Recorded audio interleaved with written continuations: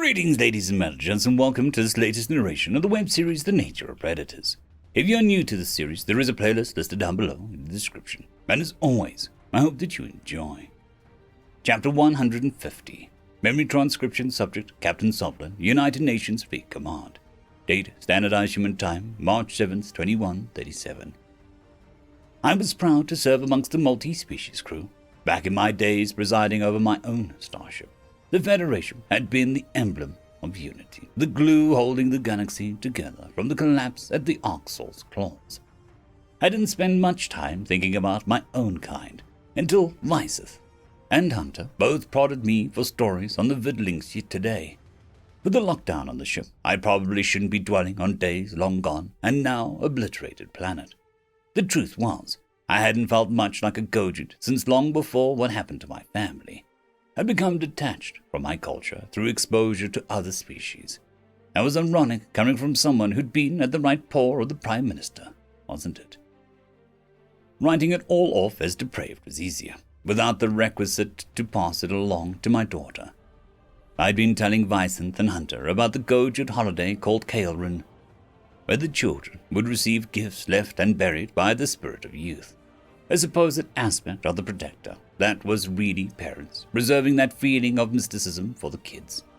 I'd taken painstaking hours to draw a map to a gift Hania wanted, a claw flute.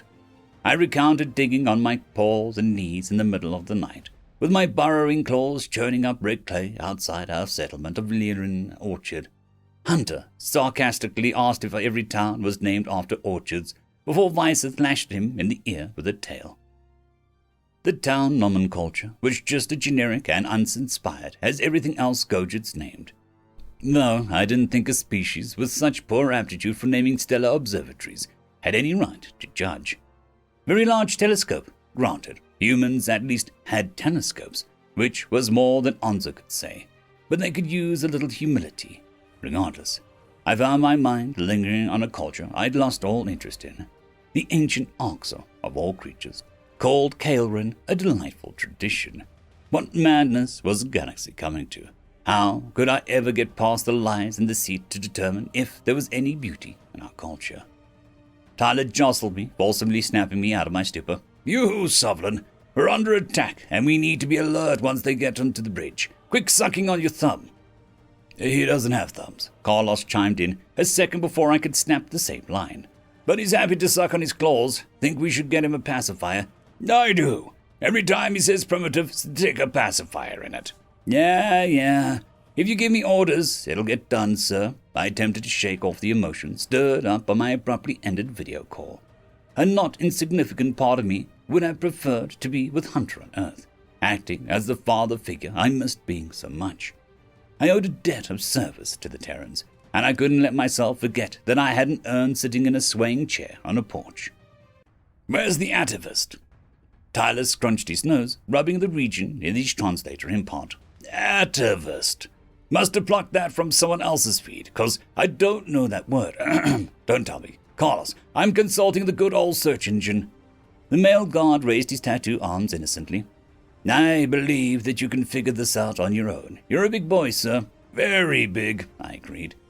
"Big enough to smack some sense into both of your heads, mocking a superior officer." Officer Cardona checked that the Colchians hadn't reached the bulkhead yet, then squinted at his holopad screen. His blue eyes widened with indignation, and he jabbed an accusatory finger at me. "A creature that has traits of a more primitive type, of that organism. Did you seriously find a new word for primitive?" "I'm a learned man, Tyler. You might not know this about me, but I used to read Gojid philosophy. Now, answer the question. Where's the atavist?" "Use his fecking name. I don't know where he is, and it's a little worrying, but Onza must have reported to a closer choke point. Could use him on the sensor station. That kick-ass Yurtle's a damn fine wizard with tech stuff, according to everyone here but you. Not an atavist. Pretentious word for a pretentious Gojid. How's that for a big word?" "It's a lot of syllables for you," Carlos chimed in. "You've been spending too much time around Sam.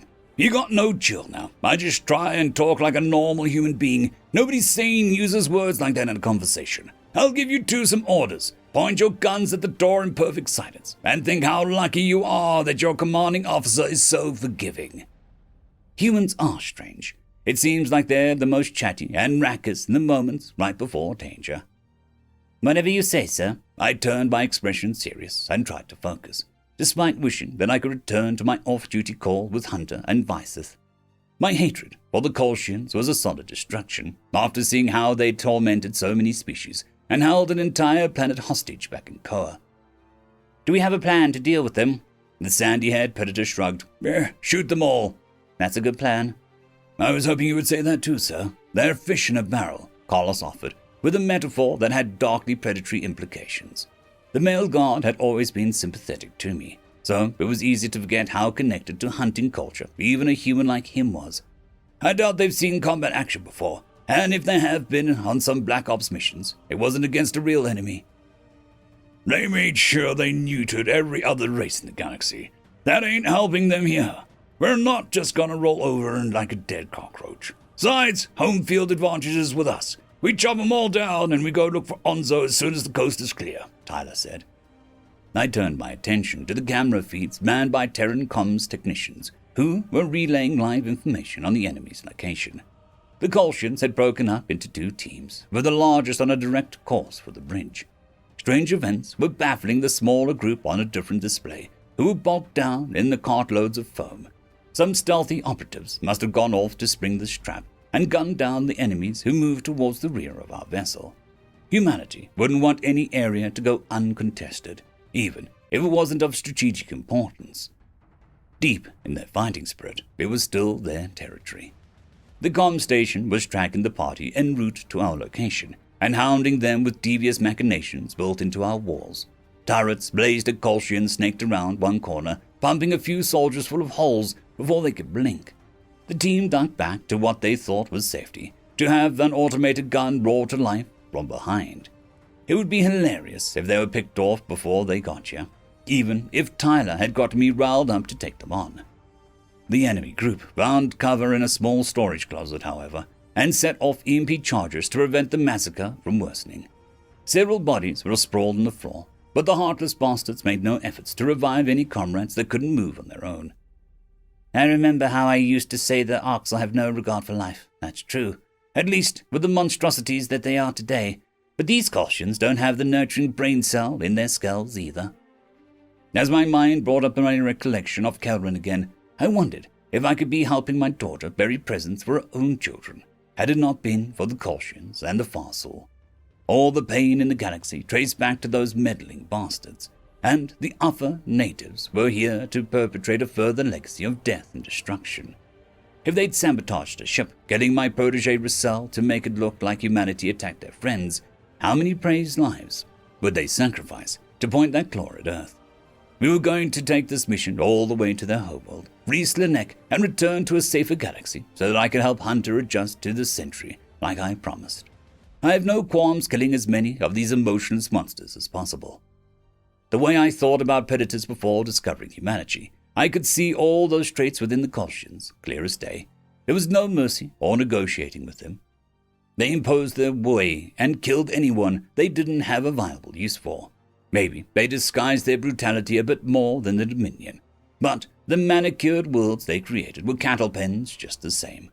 Our lives, our suffering, and the blood we'd given to their cause meant nothing to them. My features hardened into a scowl as my eager claw moved over the trigger. This wasn't only to help Marcel and redeem myself. It was personal. Hostiles moving across the walkway to the bridge, comms technician barked. They've got a blowtorch to cut through the bulkhead. My spines bristled from forceful rage rather than fear. Let them come. The walls will be painted violet by the time we're through with them. I've said it once and I'll say it again. We don't go down without a fight. Carlos agreed, not to a merciless enemy. These guys make a spectacle of basic sapient rights. I finally get it. Predators aren't monsters by default, and Gojits weren't either. We were just people. Tyler gritted his teeth. So were we. They can't fecking treat us this way, so I'll be damned if they get their filthy tentacles on this beautiful ship. Painted purple, you racist old Gojid. As the bulkhead's edges were melted to slag, the team of Colchians kicked it over without hesitation. The humans had entrenched themselves behind cover and found opportune angles to pick off anyone who attempted to make headway. An orchestra of bullets played across the bridge as half of us saturated a single path into the command center with gunfire. The enemy rolled a grenade at us, but an audacious Terran rushed forward, scooped him up, and utilizing his exemplary arm torsion tailored for stoning spray, he returned the explosive to sender. I watched the cartridge fly through the air at the panicked Kolshians, who were perhaps amazed by the perfect precision of the impromptu throw. While our enemies dove away from their returned explosive, it detonated mid-air, impaling them with shrapnel. It was difficult to tell if the device was a copycat tool of Terran throwable weapons, or if it was another killing device that the conspiracy had concealed from other species. Simmering with wrathfulness, I trained my barrel right at where one of the enemy's heart allegedly was. The trigger was pulled within a second, and my aim was dialed in enough to strike true. "Reset and finish them off, Sutherland. They can't be any more than 4 dozen of this posse." And that was before the turrets and our defensive setup here struck them down. The dazed Kolshians found their composure, and one crept forward with a cannon-like object. The grenade launcher was a weapon I'd only seen used by Terrans and by the Arcs before them. It shouldn't surprise me that the tentacled bastards would replicate the Dominion's butchery tools. The humans attempted to pick off the threatening enemy wielding the weapon, but it was too late to prevent the incoming munition. The boarder had popped the launcher on his shoulder and hurled the shell in our direction as he fell. I tugged off an errant shot at our foe before hunkering down at the sensor station. Tyler and Carlos shielded their heads, fully hitting the deck in a short time frame. We were fortunate the rocket wasn't bound for our station, but powerful explosives could still be devastating in close quarters combat. Beyond the risk to life and limb, the projectile could tear apart crucial systems. I hoped the Terrans had redundancies built into any key functions. As the shell cleared the doorway and connected with the barricade, a human security detail just shy of the navigation station erupted in flames. The sprinkler system was engaged, forcing the small pocket of flame to fizzle out. My ears rang from the shockwave, my fur was soggy from overhead water, and my stomach lurched as I saw the mutilated, screaming predators still moving. "You okay?" Tyler screamed, knowing that I could hardly hear. All I could manage was imitating a human nod. "Keep it together. Get up and shoot them." Carlos shook his head with vigor. "Fucking hell. Any closer I think they would have ruptured my eardrums. They're not pulling any punches." "Neither are we. I want to see a KO. They should never have stepped into the ring. Put them on their ugly asses." "What the feck is a KO? It doesn't matter, I guess. I have to do my part, so we lose a few innocent lives as possible. The Terrans deserve better than to lose any more good people to a needless war." Bullets peppered the approaching Kolshians as a retaliation for the explosion in our midst. The enemy popped off quite the kinetics volley of their own too. I could feel one whisk by my ear and see a handful of bullet holes marring the station, shattering glass echoing behind me as a hollow display was taken out by a flurry of metal. I'd righted myself, not allowing myself to contemplate how close I was to metal slugs that could end my life. While I'd attempted to cease my self-hatred, I wasn't afraid to pay the ultimate penance on humanity's behalf. That still wouldn't cover the sum of what I owed their species. My claw hooked around the trigger with practiced certainty, hitting an enemy with the gunshot. Downing a single enemy could mean the difference between Tyler or Carlos catching a bullet.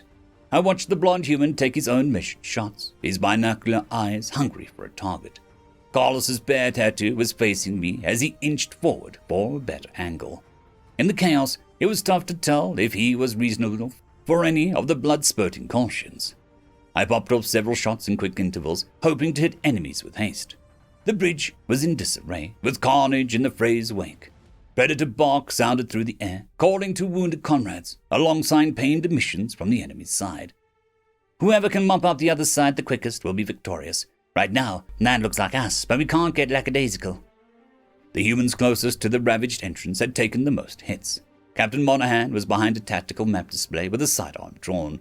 A stern look on her face. She'd been consulting with the tacticians on the comm station since the firefight began. They were preparing to mount a final stand if our defenses failed. However, I could see various angles from our cameras the Terran staff were monitoring, which showed that a few Kolshians had gone unscathed. Forward progress had proved tantamount to suicide, plunging headlong into our unyielding bullets. The walkway was being painted violet, with listless corpses splayed out in heaps. The dead were becoming an obstacle to our enemy's motion into the bridge too, so they were forced to hang back and trade blows from afar. Humanity had the edge with depth perception, and also had fortifications to offer some refuge from the chaos. I was glad to be crouched on the far side of the sensor station table.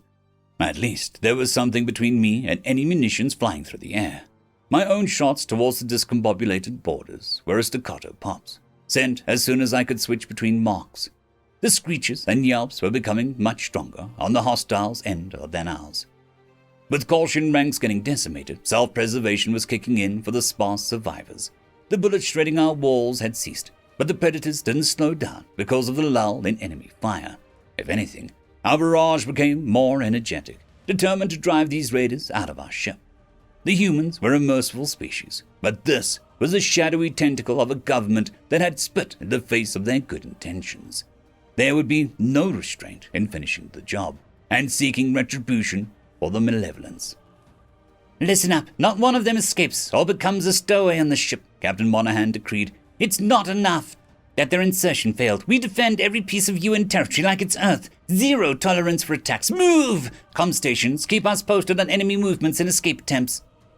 The humans remaining intact on the bridge slunk off in search of fleeing combatants, while medics hurried towards the wounded to patch them up. Our warships had taken an internal beating from various explosions and projectiles, but it was still in our possession, and would be free of intruders soon. Tyler ventured off to the comm station on a detour, asking for information on Onzo's whereabouts. A strange look flashed on the blonde officer's face before he hurriedly led us down the gore-riddled walkway. I consulted my own holopad and found the Yodel closer to the maintenance airlock with Samantha. Was that atavistic marsupial the one responsible for the fire foam massacre at the rear of the ship? It makes no sense, but I guess that just checks the standard box for life amongst Terrans. Nothing is as it should be when I'm with the Predators. At the end of the day, I was glad that our posse had come through the mission first engagement without casualties.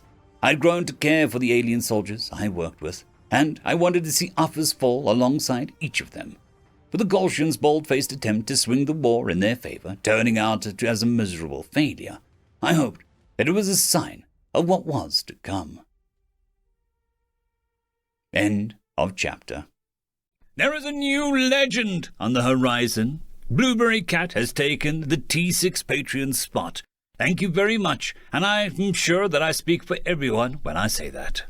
I would just like to thank our T5 members, Lord Azrakel, Ambrose Cattell, Quantum Wednesday, Dragzoon W.R.E, Blueberry Cat, Cam Maxwell, Casper Arnholtz, Bushmaster 177, and Leslie 517.